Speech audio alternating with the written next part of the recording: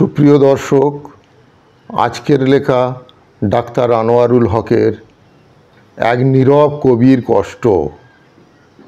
একটি চিলেকোঠা, জানালার ধারে বসে কাজী নজরুল ইসলাম গভীর চিন্তায় মগ্ন। তার চোখে স্বপ্নময় কষ্টের ছায়া। কাজী নজরুল মনে মনে ভাবছেন সেই দিনগুলো যখন কাব্য আর সুরের মধ্যে হারিয়ে যেতেন। এখন তো কেবলই অন্ধকার।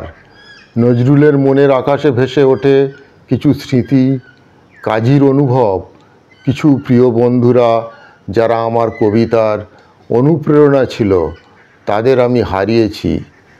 আর সমাজের নিষ্ঠুরতা, মানুষের জন্য কত লিখেছি, কিন্তু তারা আমাকে ভুলে যেতে বসেছে। নজরুলের স্মৃতিপটে ভেসে ওঠে তার অসুস্থতার দিনগুলি।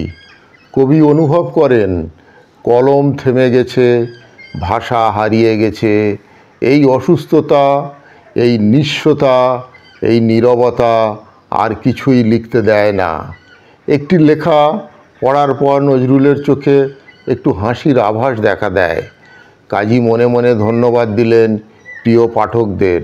তোমাদের সমর্থনেই আমার জীবনের আশ্রয়।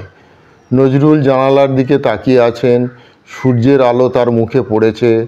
কাজী ভাবছেন হয়তো একদিন এই অন্ধকার কেটে যাবে, আবার আলো আসবে। নজরুলের নিঃসঙ্গ সময়, তিনি জানালার বাইরে তাকিয়ে আছেন আর কিছুই বলছেন না, শুধু চুপচাপ বসে আছেন কবি। তার মুখে এক গভীর বেদনার ছায়া।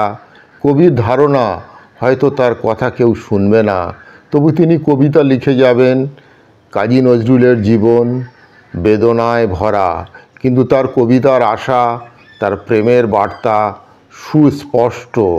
তার কষ্টকে আমাদের হৃদয়ে চিরদিন স্থান দেওয়া উচিত। তো সুপ্রিয় দর্শক, এই লেখাটি যদি আপনাদের ভালো লেগে থাকে, লেখাটিকে লাইক করুন, চ্যানেলটিকে সাবস্ক্রাইব করুন এবং বন্ধুদের কাছে শেয়ার করুন। ভালো থাকুন, সুস্থ থাকুন।